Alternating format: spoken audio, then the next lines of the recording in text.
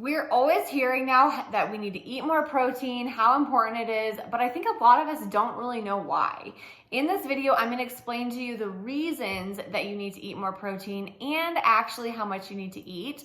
And as a hint, it might be lower than what you're thinking. If you have not hit the subscribe button yet, hit that button to be notified anytime I post new content relating to women's health, hormones, or holistic health. All right, so I think it's kind of funny because throughout the decades and throughout my time, which is the last 17-ish years in the diet industry, but even before that as a little girl, I was always kind of immersed in like diet books, reading the tabloids, like my mom dieted a lot, all of the things. And so I've kind of like been in the trends of the diet, wellness, fitness, nutrition industries for a really long time.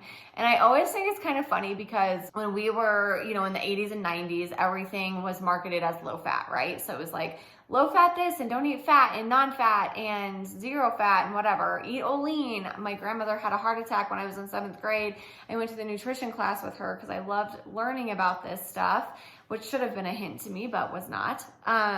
And the doctors there at this cardiologist's office said to just eat lean oil and you could eat like wow potato chips and all the things as long as it didn't have fat.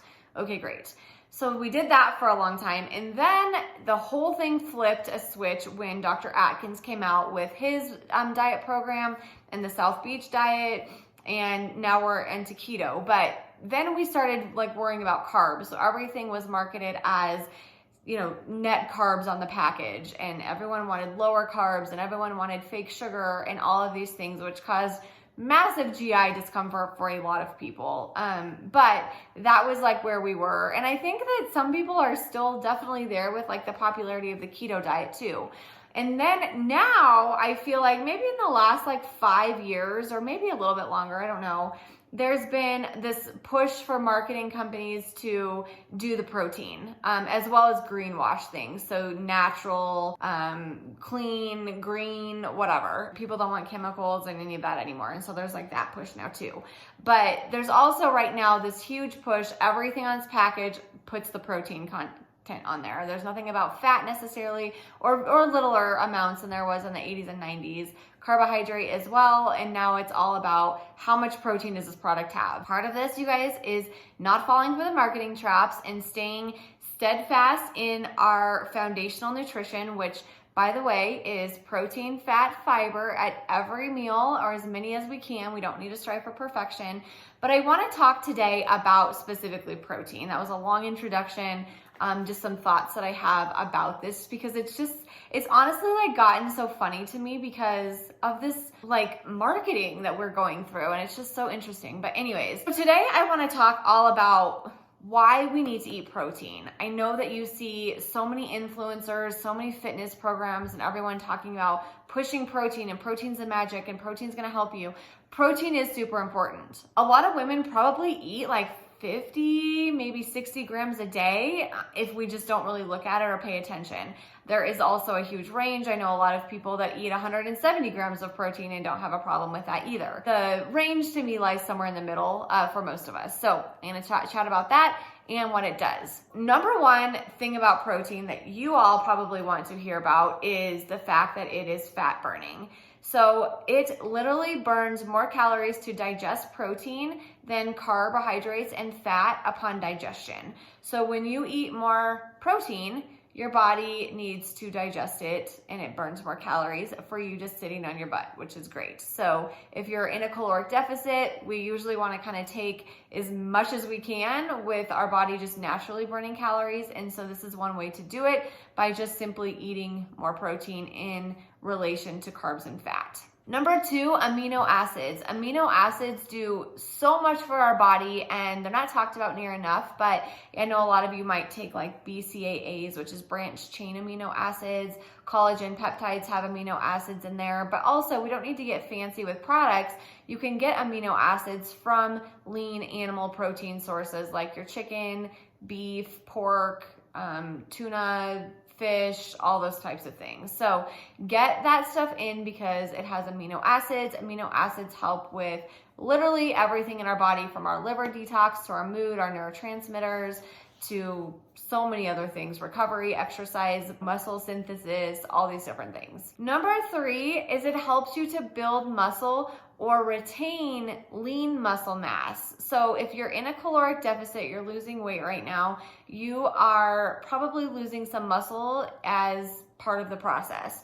And so if you strength train and also eat enough protein, you will retain as much lean muscle mass as you can, which is always the goal. Women, I think, are scared of muscle, but really the goal for women, instead of focusing solely on weight loss all the time, should be to pack as much muscle on their frame as we can, because muscle helps our metabolism, our hormones, our blood sugar, our metabolic rates, all these different things. So you really want to focus on maintaining that lean muscle mass, in which protein does help with that. Number 4 is the raw material of neurotransmitters. So if you're having mood stuff happening, potentially eating a little bit more protein in addition to those amino acids can help you produce more good neurotransmitters. Number 5 should have been the lead off for this, but it's number 5. It's the building block of every single cell in your body. So protein is the building block of how our body literally functions. And I know cells feel like such a kind of minute topic, but if we want a healthy functioning body and to feel good, we want healthy cells, because that creates healthy systems and organs and eventually whole bodies. So you really do want to start focusing a little bit more on your cellular health, which is antioxidants, but also, like I said, the building block to them is protein consumption. Number 6, it buffers your insulin response. So you know that if you start your morning off with a donut, fat and carbohydrates, you're going to spike your blood sugar and then it's going to crash. You're going to feel good for maybe, I feel good for like 15-20 minutes is all. And then I feel hungry, I'm craving more sugar, more carbohydrates, and I feel like it's really hard to get off this blood sugar roller coaster for the rest of the day. If you fill your plate with protein first, then fat and fiber, you will avoid this blood sugar roller coaster, and it will just be like little tiny ebbs and flows throughout the day instead of these big swings throughout the day, which will help your hunger, energy, cravings, mood, and sleep. So blood sugar is super important. We talk about it quite often on this channel, and protein is one of the things that helps buffer that insulin response. You're probably asking now, okay, great, got the idea that protein's helpful for us. How much do I need? This is a nuanced conversation, and it's based upon your weight. Ideally, we'd get somewhere about 0.8 to 1 gram per pound of body weight. That's a really good amount. Some people do not want to eat that much protein, and I'll talk about why here in a second as well, in addition to just psychologically it being difficult. So if you can at least get 100 grams of protein a day, that is the very minimum that I think most women should start. So that looks like, about 30 to 40 grams per meal, which is totally doable if you focus on it. When I'm focusing on protein in my diet, which is every day, my goal is to make protein sort of be the forefront of my thought and build my meals around it. I always make sure that there's a source there. And some days are going to be better than others. Some meals, are going to have 10 to 15 grams. Others are going to have 40.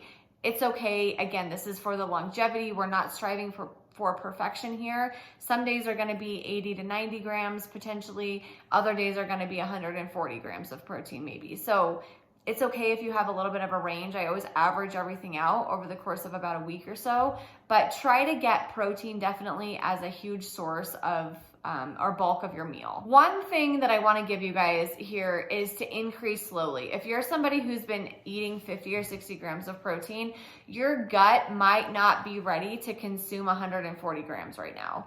It may cause a lot of bloating. It may cause a lot of gas, constipation. You might feel uncomfortable in your digestive system. So in that case, if you're getting, significantly less protein than the 0.8 grams to 1 pound per gram per pound of body weight, you're going to want to increase a little bit slowly so that your gut just kind of gets used to it, because you don't want to have a bunch of discomfort. The other thing I'll tell you is a lot of people have a hard time with whey protein or casein. So if you're getting like a whey protein powder or whey protein bars and you're feeling like you're, really distended, you feel like you're 6 months pregnant, you feel gassy, bloated, all of those things after you eat that, that's a sign that you probably want to stay away from that and choose something a little bit more like plant-based protein powder. But if you can, try to go for like the real thing. I use protein powder in my own life occasionally, and it's not a big deal, but you don't just want to subsist your life on protein supplements. You want to try to get some meat in there, some lentils, beans, those types of things to get some other sources of protein as well. There are, like I mentioned, 3 different primary types of protein. So animal protein, which would be eggs, meats, things like that. There's whey protein that is made from cows as well, but it also is in a lot of like protein bars or protein shakes. And then there's plant-based. So in reality, animal protein is the most highly absorbable, best form for you.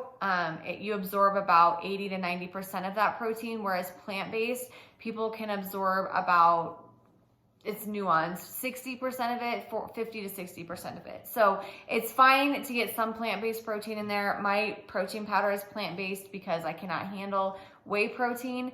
Hydrolyzed beef protein powder tends to be a little bit more or better on the digestive system, and so some people will choose that. It's very creamy. I think it's good. You can get that actually on Wellevate from Designs for Health. It is a great brand for that. I use Sun Warrior protein, which is pea protein based and plant based. So choose stuff that, the biggest thing is choose stuff that you enjoy eating. You have to enjoy how you're eating in some regard, or you're never going to stick with it, which is why I think some people that are eating really, really high protein goals and something that they have eaten nowhere near in the past really, really struggle and just fall off the wagon because it just feels miserable. So both in the GI system and then also just psychologically, they just don't enjoy it at all. So increase slowly, find ways to increase your protein. I'm going to do a video next all about how to increase protein. If you have not subscribed yet, hit that subscribe button to be notified anytime I post new content related to women's health, hormones, or holistic health. I'll see you guys in the next one.